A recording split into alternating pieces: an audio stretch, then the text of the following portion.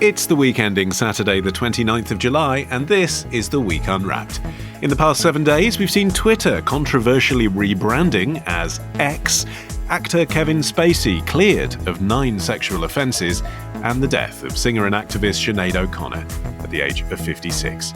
You can read all you need to know about everything that matters in The Week magazine, but we're here to bring you some stories that passed under the radar this week. Big news not making headlines right now, but with repercussions for all our lives. I'm Olly Mann, and let's unwrap the week.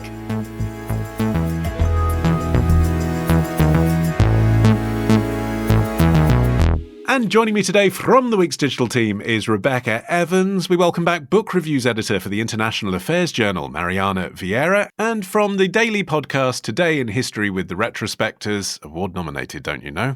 It's Arion McNicoll. Rebekah, you're up first. What do you think this week should be remembered for? Does age really matter in politics? I want to help people from this constituency that's had the same background as me. I want to be able to represent and show we can create change. There's always going to be people who are threatened by young women in politics, and so the only way to make that go away is to not stop. These are the young people who've come of age during political crisis. Meet the next generation of young politicians, a segment from Channel 4 News. That was back in 2019, Rebekah, when Keir Mather was 21. He is now an MP. Indeed. This week he's become the youngest member of parliament at age just 25. While he's not the youngest ever to be elected to the Commons, it has led to a rather heated debate on age in politics. How young is too young, and indeed how old is too old? Excellent. How young is too young and how old is too old, Rebekah? It's difficult, and I think, full disclaimer here, I am within Keir Mather's age bracket, so I have rather specific opinions on this. But which are what? I mean, do you think good on him and, it's important to have representation of younger people in Parliament, or would you concede that you'd have more experience for that kind of position in 10 years' time and you would never countenance it now? I think both, really. I mean, I think political engagement is super important. Keir Mather is coming into this position as someone who has a history in politics. He joined the youth parliament. He set up a Labour group for young people within his area. He's engaged in political issues, and he should be able to speak directly to many of the issues that young people are facing. It's an interesting point that you make about representation, I think. A lot of politicians talk about the youth vote and how to woo the youth vote. And I think one of the perfect ways to do that is to make sure that young people feel that they're being seen in politics and that they have a seat at the table. People weren't really voting for Keir Mather, though, were they, Arion? I mean, he overturned a majority of 20,000 for the Conservatives because people wanted in this by-election to not vote for the Tories. It wouldn't have mattered who the candidate was. I think there's some truth to that, and certainly if you look around the country at the various by-elections that we've seen lately, definitely we're seeing mostly massive swings away from the Tories in favour of either Labour or the Lib Dems. But I think that sort of sells Mather a little bit short. He does seem like a credible candidate in his own right, and as Rebekah was saying, he actually does have some parliamentary experience under his belt, which isn't true of necessarily everyone who gets voted into Parliament. Sometimes that's a good thing, sometimes that's a bad thing, actually. I think that's another question that we might want to address a bit further down the line. The extent to which we want career politicians being brought back again and again. Do we want to have a diversity of experience? But as for Mather himself, he has said that his first priority would be to set up a financial support centre in his constituency for people to get expert help with mortgage payments and energy bills. So he really is focused on the kinds of support that people need at this particular juncture. On the other hand, he also told journalists that he supported Labour leader Keir Starmer's controversial policy of keeping the 2-child benefit cap. So it's pretty clear that he's going to be a fairly loyal foot soldier in the Starmer regime. But, that may not be the worst person for the job at the time when the Labour Party is deliberately positioning itself as a centrist movement so as to get back into power. And whilst people have been focusing on the youngest current MP, Mariana, perhaps they're being distracted from the youngest ever peer. who's entered the House of Lords this week at the age of 30, Charlotte Owen. That's right. So Charlotte Owen entered the House of Lords as Baroness Owen of Alderley Edge. She is the youngest member. She was part of Boris Johnson's resignation honours list. And as much as this has made the headlines, I'm just quite surprised that this is the problem versus the fact that the average age of members in the House of Lords is 71. I mean, is this representative? Well, it's for life. The clue's in the name. So does that mean that they were all sort of selected when they were all 30 and they've been there since they were 30 and they're now all 71? So yeah, with this average age of the members of the House of Lords, I was just really thinking about how, first of all, it's not really a democratically elected institution, but also how the politicians should be perhaps more demographically representative. So I feel like the discussions around youth in politics tend to get stuck on whether the aspiring politicians or the Baroness or Keir are sort of too young to be in politics. But the point is not really to override any governing body with a group of 25-year-olds or 30-year-olds. I think it's more about the value lies in the dialogue and the exchange of ideas and perspectives that you can have when that can take place when you have both the more veteran, experienced politicians working together with the younger people. Because I was looking at this report from the British Youth Council from February this year, and 71% of young people don't feel like their political parties or candidates speak directly to the issues that they're concerned about in the lead up to any of the elections. There's also, when we talk about diversity, Rebekah, not just a question of how old someone is, but what experience they've had before they got there. And in Mather's case, he went to Oxford University. He was involved in politics from his late teens and has done nothing but work in the Labour Party. You're absolutely right. But at the same time, I think that can be said of so many politicians who are in their 30s and 40s, right? A lot of them are career politicians. A lot of them got into this game, maybe not as young as Keir Mather, but fairly young. And they haven't done anything but politics for their entire lives. Now, I'm sure they've got experience from talking to their constituents and attending meetings, etc. But career politicians are of any age. And I think the argument that Mather has potentially not had enough life experience could be transplanted onto some of those older politicians as well. And I suppose, looking at the other side, Aaron, it'd be kind of ridiculous to say, well, because you went to one of the best universities in the world, you cannot be a representative in Parliament. I mean, if you've got into a place because you're clever, that seems strange. Yes, particularly when you consider that there are, a small handful of universities and schools that are overwhelmingly feeding the political class in Britain as a whole. I mean, that is probably problematic in a different way, but I don't think that Mather has arrived with any more or less political virtue than a lot of other people who do. Studies have shown that the majority of MPs, regardless of their age, are relatively inexperienced. In 2019, for example, the majority of elected MPs had fewer than 5 years of parliamentary experience. So that's probably about the same amount of time that Mather has been thinking political thoughts. And equally, it's not correct that the average age of MPs is coming down. It's hovered around 50 since the late 1970s. There was a low watermark around New Labour's landslide victory in 1997 when the figures stood at 49.3 as the average age of MPs. And that's really drifted up now to 51. But, it's really hovering around a very small age range.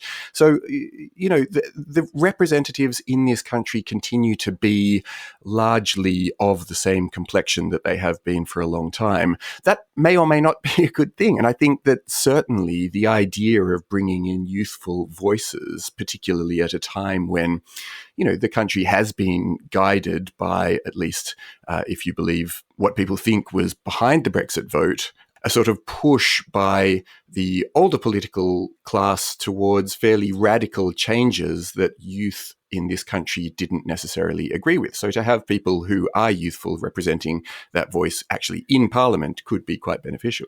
Yeah, youthful, except, as we're saying, Mariana, been to the right school, been to the right university, worked as a political consultant. I mean, from an international perspective, do you think Britain has an issue with that kind of route into politics? I'm thinking about the US and some presidents that came with relatively little political grounding. Reagan, Obama, Trump, obviously.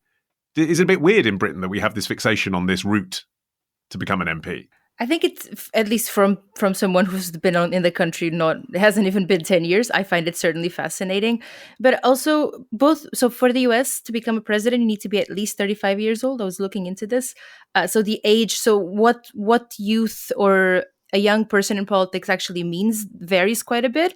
And I think we also need to be careful with the fact that it's very homogenizing to say that someone by virtue of their age can represent all the other intersections that sort of influence the way that someone experiences their life at whatever age, be it race, ethnicity, class, gender. And I was just thinking about the fact that if politics was to be truly representative, then if half the population is constituted by women, then this should be represented also at the levels of the governing bodies, both in the US and in the UK, obviously.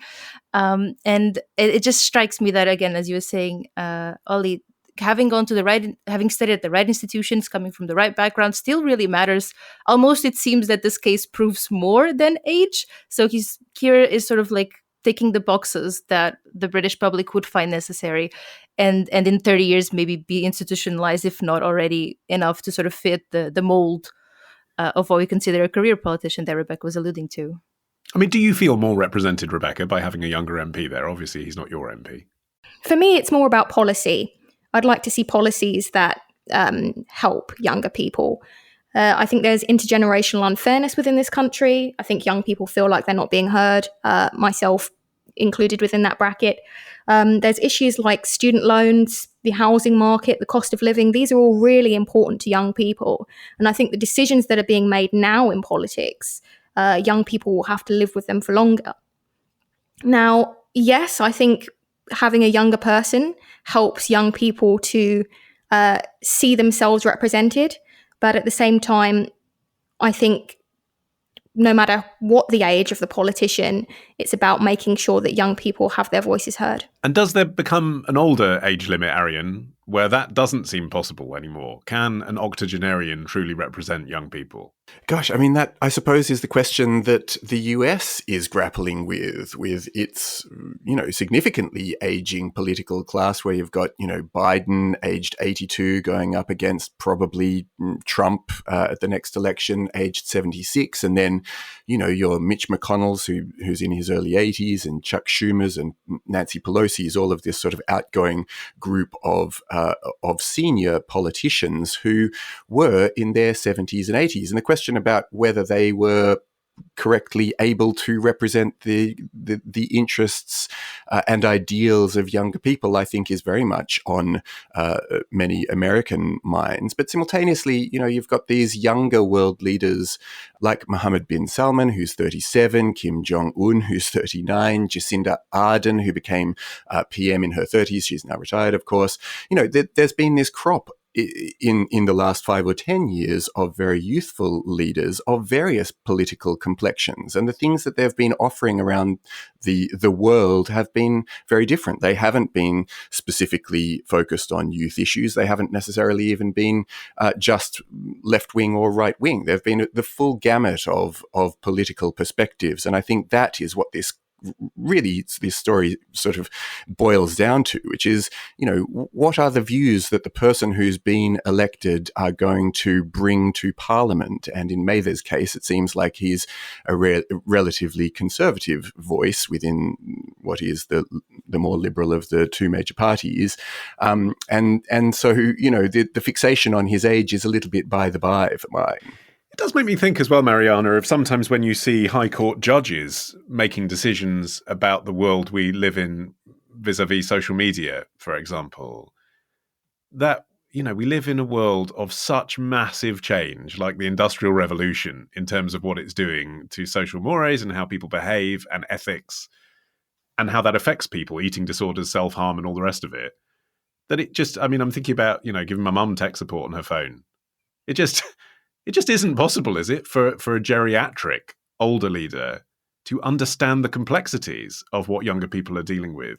I mean, just as Arion was mentioning the age of Biden, I was just trying to think of my granddad, who's 80 now, and my granddad running for office just sounds like something out of a dystopia book. I just can't imagine it in real life, that he'd be able not even to represent his own generation at this point.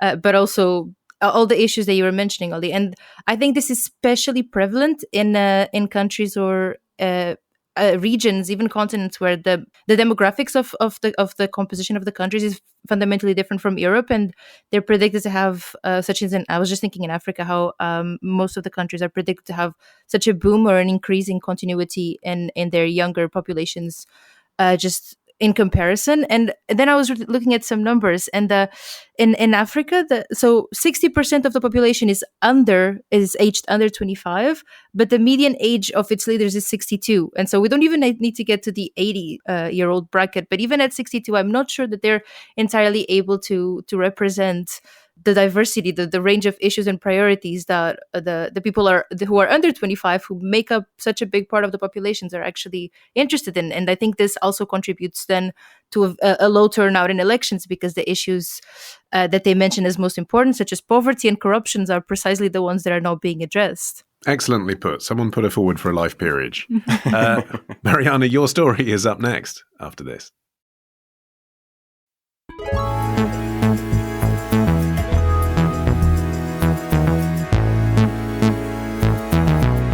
Okay, Mariana, your turn. What do you think this week should be remembered for?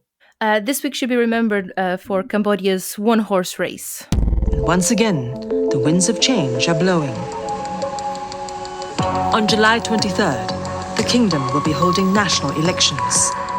An election that the ruling Cambodian People's Party, or CPP, is expected to dominate. At the helm is Prime Minister Hun Sen, who, after almost 4 decades in power, is Asia's longest-serving leader. Cambodia elections after 38 years of Hun Sen. Is Cambodia ready? A video from Singaporean public service broadcaster CNA Insider earlier this month about Cambodia's elections this week, Mariana, but now we can reveal the shock results. Drum roll, surprise, surprise. The Cambodian People Party, or the CPP, swept up all 125 parliament seats in the election. What a miracle. After 38 years in power. Wow, what a victory. Who else was on the ballot paper, Mariana? There were a total of 17 mostly unknown and small parties. Since Hun Sen had crushed any real opposition earlier in May, when the Supreme Court banned the Candlelight Party from participating in the elections. Which is the big opposition party. Which was, well, the big opposition party was dissolved a year before the previous election, and this was a sort of new big opposition party who had won 22% of the votes in the local elections that just took place. And so they were basically the biggest threat, if that can be considered a threat at this point. I mean, we cover lots of corrupt countries on this podcast where elections claim to be free and fair and aren't. What makes Cambodia different, in your view? So there's two things. It's the build-up to the election, similar to what happened to the build-up to the election in 2018. This time around, it was the closure of the Voice of Democracy, the key news outlets, earlier in the year. The way that this other opposition party was banned from participating over some missing documentation that had actually been taken by the police already, so that they couldn't even access it. And the week before the election, they canceled, or they blocked the internet service providers of other key radio broadcasters, their websites and their social media. So it's like this very slow build up to the result, to the election result, where by the time the election takes place, it's almost a sham. And the other interesting way of looking at this is that it wasn't so much an election as it was a coronation, in the sense that despite Hun Sen having been in power for 38 years, he has now announced that he announced before the election that his eldest son, Hun Manet, was expected to then take on the reins of leadership within a few weeks. Oh, there you are. It's the youth representation you want, Rebekah. I've mentioned about youth representation, and that's great, but I'm not sure that this is the kind of youth representation that I'm looking for, really. A lot of people have suggested that Hun Manet taking over might be good news, but I don't think it is, despite this new era. And is that from a kind of Mohammed bin Salman perspective? Just literally, oh, he's younger, so he might make some progressive changes. Is that the positive view on it? Exactly. I think it's that, and also the kind of context of Hun Manet as a person. He was trained at West Point Military School in New York. He's got university degrees from New York University and Bristol. So he spent a lot of time in the West. He speaks fluent English, unlike his father, and he's considered to be a more diplomatic person. So I think there's a lot of hopes kind of riding on him. But at the same time, a lot of leaders and leaders' sons who go abroad to study come back and just slip back into the kind of the politics that they've been raised in terms of their culture. Hun Manet is not the only person that will be stepping into a new role. A bunch of Hun Sen's generals are likely to step down too. Who will they be replaced by? Yep, you guessed it, their sons.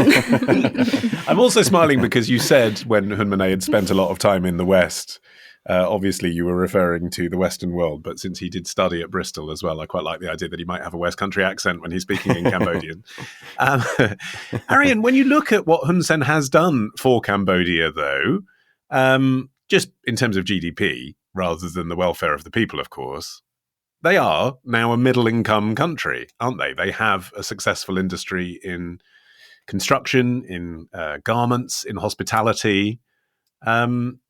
Is there something to be said for having an iron rule over your people for 38 years? Well, look, I think Hun Sen, for all his qualities and the things that he has brought to Cambodia, and among his qualities you'd have to list being a really savvy operator and political survivor. But, you know, in terms of the benefits that he's supplied to his country, they're fairly limited in their actual scope. They look good on paper, but actually the distribution of the country's wealth, you know, it did actually manage to weather the COVID era quite well on a sort of global perspective, but all of the money has tended to be focused into a very narrow number of hands, and Hun Sen has overseen what everyone who has any sort of insight into Cambodia regards as a fairly clear kleptocracy. You know, you've got a very small number of people who are all taking the goodies for themselves, and that's highlighted by the fact that there's this new generation of politicians and military leaders coming through, but the people who they are is the kids of the people who have just been ruling for the last few decades, as Rebekah was saying. So I think that is hugely problematic, and it raises broad questions about whether he has actually been as successful in ruling this country as people might like to think. You know, one of the things that he's done that is certainly savvy is the way that he's brought Cambodia closer to China. And China, of course, is a country that isn't likely to question what is a very questionable human rights record, not least in the way that Mariana is saying about the stifling of public debate and suppression of alternative political voices. And also, you know, China is the regional superpower, and this is problematic for the West, you know, even though Hun Sen's kid, Hun Manet, who's taking over, was educated here. It seems quite unlikely that he's going to break with the past, not least because Hun Sen hasn't actually handed over completely to him. He's said, if he doesn't turn out to be a good prime minister, I'll seize control again. So, you know, it's only a partial handover at best. And Rebekah, what do you see the people of Cambodia, the ordinary citizens, being able to do about this? Amnesty International is talking about a human rights crisis there, because they basically weren't allowed to even talk about not voting. It was technically not illegal to not vote, but to talk about not voting was illegal. Well, no, exactly. I think it would be very, very difficult at this point in time to say that there isn't a human rights crisis in Cambodia. I mean, this is still a country that is feeling the scars of the Cambodian genocide in the 70s. It's still feeling the impacts of what the Khmer Rouge did and how many people they killed, which was over 1.5 million. But there are so many different ways that human rights are being impeded within that country. As we've mentioned, there's pressure on news outlets. Political opponents have faced violence or the threat of it, and some have even been jailed. Hun Sen himself has reportedly said that his opponents can either face legal action in court or that he'll just rally his supporters to beat them up. So it's a very difficult time for anyone who disagrees with the ruling party. Although he wasn't he, Arion, actually barred from Meta's social platforms for 6 months for doing that. So there is some glimmer of hope there, perhaps. Well, the funny thing about that was that Meta's board had recommended his suspension, but just before it came into effect, Hun Sen actually quit Facebook and was like, no, don't need it anymore, never wanted to be on the platform in any case. And simultaneously, there were efforts around the country to push his other social media platforms, specifically. But I think, I really love Cambodia, and I've been there a couple of times. And when I've tried to speak to people on the ground about their sort of feelings politically, one, they're very guarded, of course, because, there's not a lot of tolerance for dissent broadly. But there is this when you get people to open up a little bit, there is a feeling of hopelessness that is, it's sad, really. And I do think that intention to vote for parties that are being shut down at every election sort of represents lost opportunities for the country to move forward democratically. And I think there is a will among people to see some sort of a rival to Hun Sen get into power, but that's simply not possible. On the other hand, I saw a really interesting comment from Fon Sophia, who was a Candlelight Party leader, and she's based in the Kandil province. And she said, Cambodian youth are smart. They know how to adapt themselves to the current political situation. If there's a party that truly aspires for democracy, they'll be back. So at least in her view, it's not that people don't care. There's not apathy growing around the country. It's just that there aren't any options, and as soon as there are options, then things will begin to change. But I suppose if you've got a grip over the media that your country consumes, Mariana, and you've got a population who don't remember the atrocities that Rebekah was talking about increasingly, because the demographic's getting younger, obviously, you're able to control that narrative, who have never known another leader but you. It becomes maybe harder to establish an opposition to that. Absolutely. I think it's a bit soul crushing to read about Hun Sen's sort of increasingly more. But the best word I can come up with is like the vicious crushing of the media, but also like the narrative points to a generational thing that might be important in this transition period. So I was reading about how transition periods can be the in leadership can be the Achilles of dictatorships specifically. And I was reading about how you're saying Cambodia might be moving into a new era where these memories of the wars in the 1970s, which Hun Sen plays on a lot about because he defected from the Khmer Rouge regime, and then he sort of came in with the Vietnamese and sort of helped liberate the country. So he's always been like this provider of peace, guarantor of absence of war, and so on. And curiously, I was thinking about the point about age, that he came to power in 1985 at 33.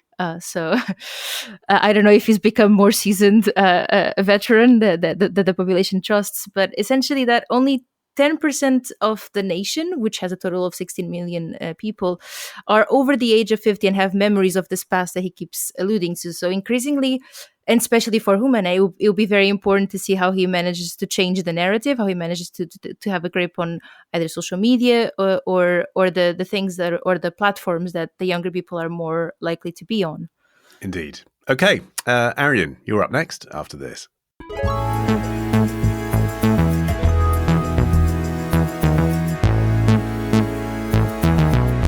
Okay, Arion, you're finishing the show. What do you think this week should be remembered for? Is this the week that the world of opera faced its final curtain?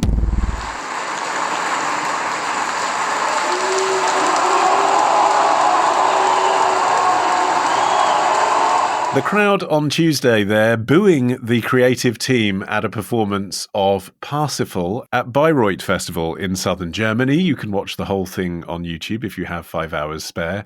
Arion, what's the story? Why are they booing? Yeah, so I suppose the sound of booing at the Bayreuth Opera Festival in southern Germany is really nothing new. There does tend to be a lot of booing pretty much every year, with either the traditionalists or the modernists disapproving of what's being done with the production at hand. But this year, the booing was possibly a little softer than usual, and that's because, unusually, the opera festival wasn't completely sold out. And now, poor ticket sales may seem like it's not a story of terribly great significance, but considering this is pretty much the premier opera festival in the entire world, and also that there was a time when it had attended 10-year waiting list just to get tickets. It's being received as a potential sign of the death knell of opera itself. Okay, well, on which, obviously, if you're listening to this, you're not a fan of opera. Can you just explain to us why Bayreuth was such a landmark event?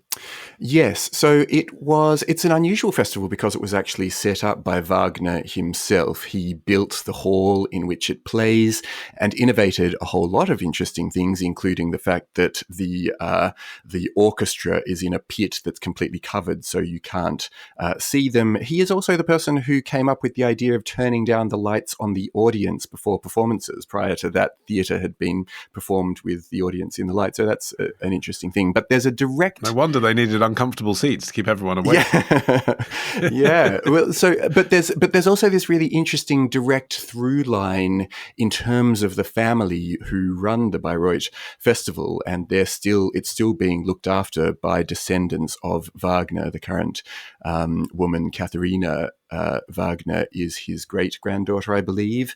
Okay, but do they just show Wagner operas? They do. Or do they show operas by just Wagner? Just Wagner, yeah. Because I know they're famous for that. Like, you go see the Ring Cycle there, right? Exactly right, yeah. So, and Wagner being held up as one of the sort of the most lauded composers, though also obviously very controversial given his streak of fairly virulent anti-Semitism. But his music is still very well regarded, and this is seen as one of the hot tickets in the opera world. Okay. Are you concerned, Rebekah, for the future of opera? I hate to say it, but I think opera is elitist. I think that might be a controversial opinion, but it uses multiple languages. It's mostly in Italian, right? And rightly or wrongly, it's sometimes put into the same bracket as classical music. If you're thinking about something that's conventionally posh, your mind will probably go to opera, right? And I think that's part of the problem about the future of opera. If it feels inaccessible, then people don't want to go and see and hear it for themselves to make up their own minds, which I think is important. But at the same time, if there's a barrier there to people accessing tickets, which are often hundreds of pounds, or just the general sentiment of what opera is and what it does, then it's not likely to succeed in the future. Well, now, I mean, part of the issue, Mariana, at Bayreuth and in opera houses around the world, part of the reason that the audience that were there were booing is because they don't like it when artistic directors come and do a reinterpretation of something classic to woo a younger and more diverse audience. So it's a very difficult circle to square, isn't it? I was going to agree, except you said opera houses around the world. And when I was looking into this, I was completely fascinated by this Qingcheng opera in China. And so they've been based in this Yusu theater since 1912, and they've been actively involved in performing and readapting opera since then. They're massively popular, and they have they've been adaptive. So the chief of the Yusu theater told the Global Times that the goal of the new adaptations is to achieve a balance between staying true to the originals and making them appeal to younger people of all ages. But they've also done something else extra, which could help not necessarily the booing, but the accessibility of it, where this theater in specific underlines the importance of reaching out to people, and they go out and travel at the front lines of rural areas for months. So they move out of the theater, they come to the people, but also they've been really good at using social media platforms to promote their Qingcheng opera, and they perform, they live stream their performances and attract hundreds and thousands of viewers, which we don't know whether they're booing or clapping. So bit of a happier story. I was very excited to find out about it. One other way to bring in sort of younger, more diverse audiences, Rebekah, would be, I suppose, to more fully embrace social media, to get influencers to go along and post about how excited they are to be at Bayreuth.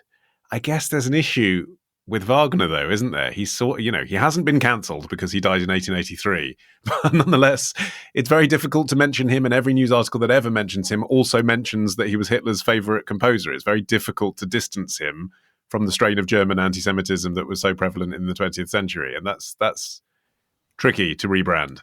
Well, I think that's a problem that opera is facing generally. I mean, to circle back to my previous point, if I'm saying that it's elitist, I also think that representation is quite severely lacking when it comes to this art form. Black, Asian, and minority ethnic people are rarely seen on stage or behind the scenes. And older works often have really troubling themes. Some performers even used blackface and yellowface, which obviously is not going to appeal to many people, but particularly a younger audience who are more aware of these societal issues and don't want to see these kind of things when they're going to enjoy a night out at the opera. Yes, but then I suppose the flip side argument to that would be we'd love to have more Black and Asian performers to choose from, but they haven't been classically trained. We're not going to compromise on our standards. So there's an issue about admissions right the way down the track to 7-year-olds learning the clarinet or whatever, isn't it? Absolutely. And I think that's, again, about accessibility. I mean, the first time I ever saw an opera, I was about 9 years old. It's my first ever opera. And since I haven't seen one, but maybe this will spark a new interest in me. But if you can see it, you can be it, right? So if you see people on stage that look like you, or you see people working behind the scenes that look like you might think that it's something that you can achieve. So I think perhaps going into schools and talking about these kind of things and how to access this art form is perhaps the best way to ensure the longevity of opera in the future. I mean, Rebekah makes a fair point, Mariana, in terms of opera generally, but when it comes to Wagner, like the whole point surely about travelling to Germany and isolating yourself in a theatre for 5 hours to watch a show that's set 2,000 years ago or whatever is a kind of escapism. I mean, that should actually appeal in our world where people are getting constantly distracted by their phones and whatever. But I actually think it's the opposite, right? It just feels like you think opera and you think Wagner and you think this is the only thing that you could be doing if you want to experience opera. And this whole conversation about opera being dead came up in 2014, so almost 10 years ago in the Washington Post. And it was this whole chart about how actually the Metropolitan Opera, the Met that we're talking about earlier, has rarely performed any operas that have been composed in the last 5 decades. So maybe it's because I'm not a big fan of opera, but because the discussion just seems to be so stuck between doing the old opera or doing the old opera but in a new way. It seems like we're not. The Met has essentially been performing the exact same pieces that it was performing 100 years ago. And so if you want to see representation and you want to see some sort of change, and you don't want opera to die, then it seems to me like surely there are just as many people capable today of creating good operas as there were 100 years ago.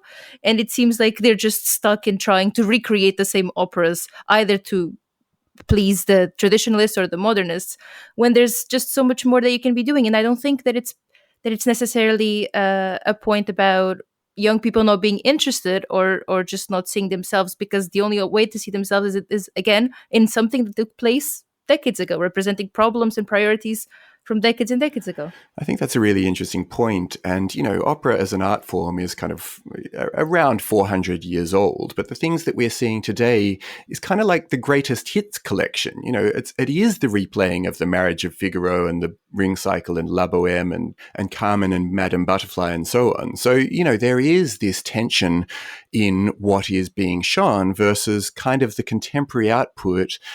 I mean, I think I've only ever seen one even vaguely contemporary opera, and that was Nixon in China by John Adams, which was premiered in the 1980s. So you consider how high the bar is for new works to enter the repertoire of old familiar shows, which are the shows that tend to be being replayed over and over again. And I think that any new show that people consider mounting will come up against the same pressures that they've come up against for the last however many decades, which is that these are very expensive things to mount.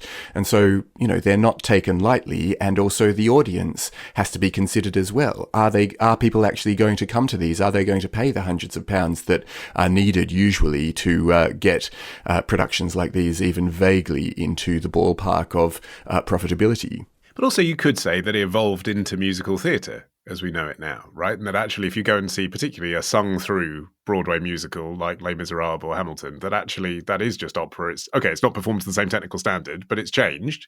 And that's essentially the same thing. And those are very popular. Exactly. And actually, even when opera emerged in the 17th century, there were two forms. It was opera seria, which was the serious version of opera for the royalty, and opera buffa, which was the comedies. And those two have long been in tension with one another. And I suppose, maybe musicals are the opera buffa of today. And so, maybe there is still an audience. It's just that we're calling it something different. On which note, I think standing ovations and bouquets for all of you. We better Better stop now before the principal females die, which is what happens in every opera I've ever seen. My thanks to Mariana, Rebekah, and to Arion. You can follow this show for free and get every episode as soon as it's released. Just search for The Week Unwrapped wherever you get your podcasts and tap follow. You can also get 6 free issues of The Week magazine with a trial subscription. Just go to theweek.co.uk/subscribe. In the meantime, I've been Olly Mann. Our music is by Tom Morby, the producer Sophie King at Rethink Audio. And until we meet again to unwrap next week, bravo!